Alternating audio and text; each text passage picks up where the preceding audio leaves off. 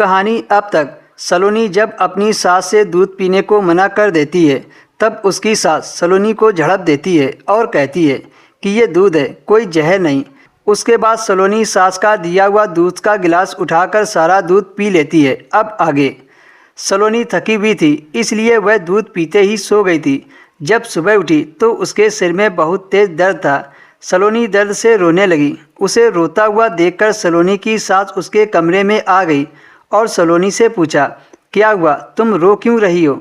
सलोनी ने सास को बताया कि उसके सिर में बहुत तेज दर्द है, मेरे पति को बुला दो, मुझे डॉक्टर के पास जाना है। उसकी सास ने सिर का दर्द सुनते ही दर्द की टेबलेट मंगा ली और सलोनी को पकड़ाते हुए बोली, यह लो दर्द की गोली और इसे खा लो, और तुम बार बार अपने पति से मिलने की जिद मत करो। मैंने तुम्हें पहले ही बता दिया है कि हमारे घर की यह परंपरा है कि तुम शादी के 1 सप्ताह तक अपने पति से नहीं मिल सकती, इसलिए तुम्हारे लिए यही बेहतर है कि तुम बार बार अपने पति से मिलने की जिद मत करो। जो बात करना है 1 सप्ताह बाद कर लेना। सलोनी की सास बहुत गुस्से से बोली तो वह चुप हो गई। सिर में काफ़ी तेज दर्द था तो वह दवा खाकर चुपचाप फिर से सो गई। अब वह किसी तरह 1 सप्ताह इस बेहुदा रस्म को काटने लगी।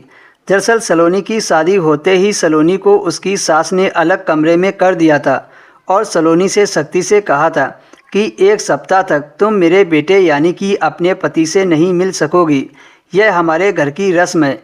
इस बेहुदा रस्म के बारे में सुनकर सलोनी को बहुत गुस्सा आया था, लेकिन वह चाहकर भी कुछ नहीं कर पाई थी।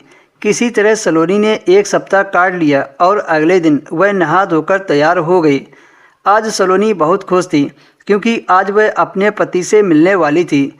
आज उसकी सास के रस्म के मुताबिक 1 सप्ताह पूरे हो गए थे। कुछ देर बाद सलोनी की सास कमरे में आई और सलोनी से कहा, बहू आज से तुम्हारी सारी रस्म खत्म हो गई। तुमने सारी रस्में बहुत अच्छे से निभाई हैं।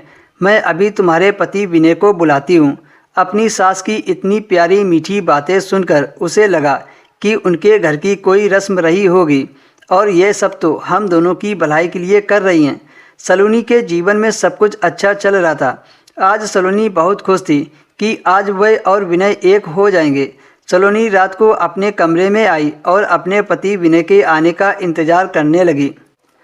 कुछ देर बाद जब विनय कमरे में आया तो सलोनी अपने पति को देखकर लिपटकर रोने लगी और रोते हुए कहा कि तुमसे दूर होकर तो मेरी जान ही निकली जा रही थी। आज मैं चैन की नींद सो पाऊंगी।